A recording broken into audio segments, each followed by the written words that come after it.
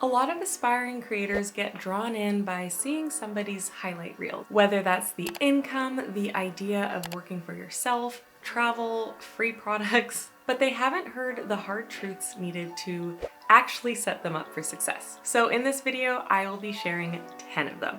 I'm going to ease you in with 5 gentler truths, then we're gonna get a little bit more blunt. So number 1, you probably won't blow up overnight. In fact, doing so can actually hurt you long term. A lot of creators that we look at as having overnight success have actually been grinding in the background for a very long time. And then there's those who actually do blow up on their very first video, but they often have no idea what to do with all this newfound attention. They haven't had time to build up a loyal audience that actually cares about them yet. They haven't had the chance to build up a community. And in a few months, you often hear these viral creators coming out talking about burnout, how it feels really isolating, how they feel like they're just on this hamster wheel trying to measure up to their last big video. Number 2, you probably won't make money for a very long time. I know a lot of people followed this account because they saw dollar signs and thought that content creation would be a great way to make some quick money. But for those who've been around a while, I know I probably sound like a broken record. I've been at this going on 7 years, and for the first 1 to 3 years, I did not make anything. There's definitely a lot of strategies you can put in place to start making money earlier on in your journey than I did, but it's still going to require a lot of time and effort and energy until you start to see that payoff. Number 3 goes along those same lines in that a lot of work needs to be done and sacrifices need to be made. There is nothing easy about getting a new business off the ground.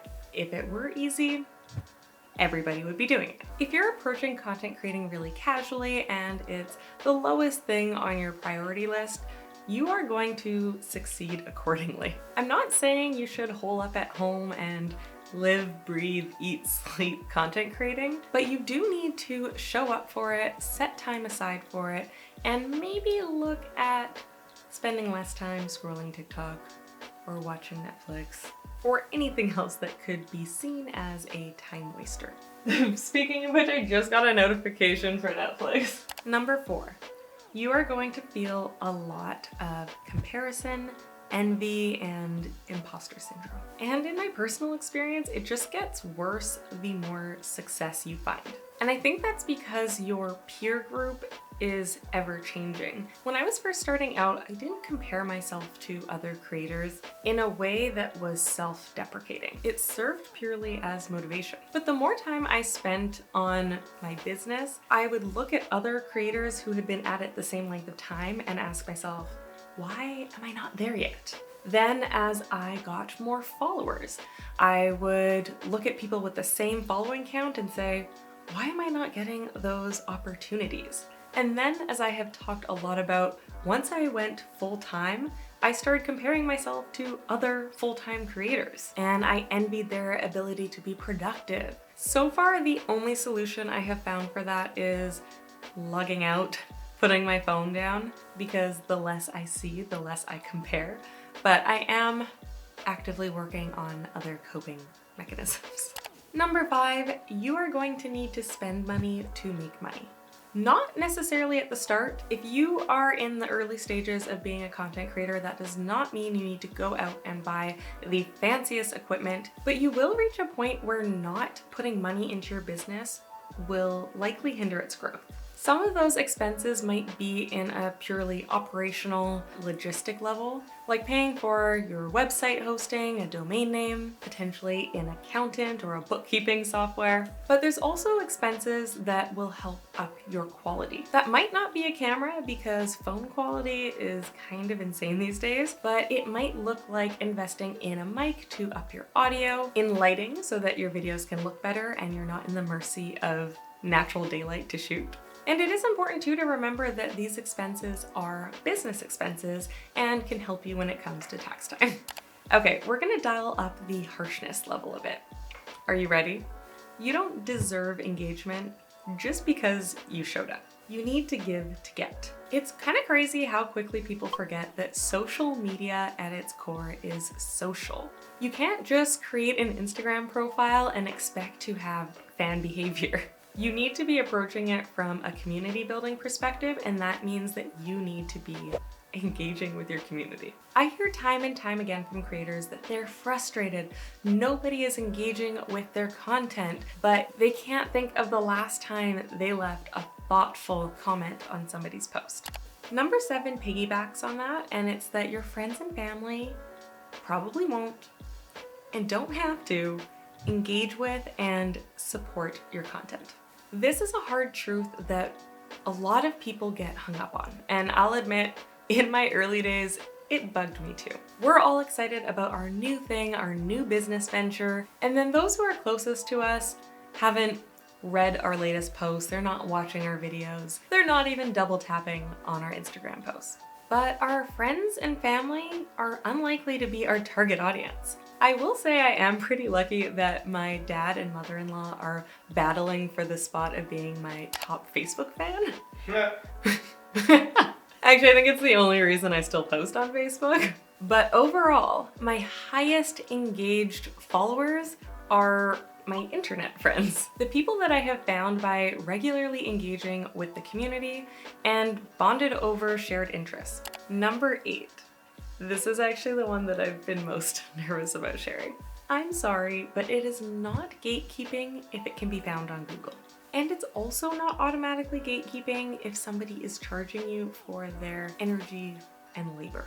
Yes, I do want to acknowledge that there is a lot of gatekeeping in this industry. The scarcity mindset is real. People think that if there are going to be more content creators out there, if it's a more accessible career, that means there will be less opportunities for themselves, which isn't the case. But a lot of aspiring content creators are quick to label anybody's resistance to answering a question as gatekeeping.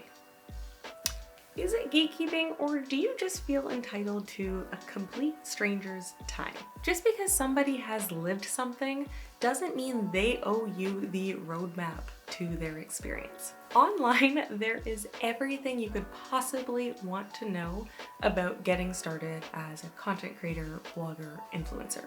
In fact, there's information on how to get started as literally anything. If you want to succeed in this field, you need to learn how to do your own research instead of expecting everybody to feed it to you. And I actually feel so passionately on this topic that I think I'm gonna dedicate a whole other video to it. Number 9, and I told you these truths were just gonna get harsher. Your content isn't good. As creators, we need to be honest and ask ourselves if our content is up to snuff. And that could be in the quality of the visuals, in the storytelling, in the value we're adding.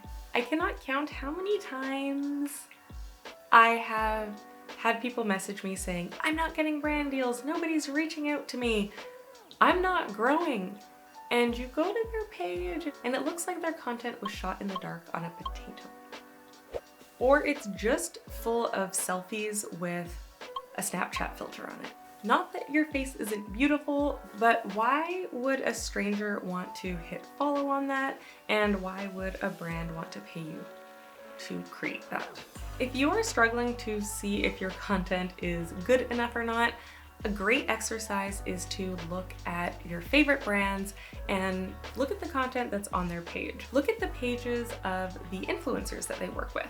Could you see your content living alongside that? Could you envision your content on their feed? If not, it's time to practice improving. Binge watch some YouTube videos about photography, videography. Knowing that your content is bad is the first step to improvement. And number 10 is probably the hardest pill to swallow. It's that nobody cares. This one kind of brings us back to the idea that you don't deserve engagement just because you have an Instagram page. People don't hit follow just because you have an online presence. People don't automatically want to keep tabs on you just because you exist. People hit follow because they care. They want to be entertained, inspired, motivated. They want to learn something. They want to relate to you. So you need to look critically at your content and ask if it's doing any of those things. Is it adding value? If you need help, look at your own social media habits. Who do you hit follow on? Who are you excited to see content from? What prompts you to engage with something? And ask yourself if your content is doing any of those things for somebody else. I hope that those truths weren't too harsh. I do believe that creators need to hear them in order to progress forward. And I know in my own journey, I needed to hear all of them at some point to get to where I am now. And I think I need to be reminded of some of them sometimes. I do have one more video planned with harsh advice, but after that, I think I'm going back to my regular uplifting content. Until next time.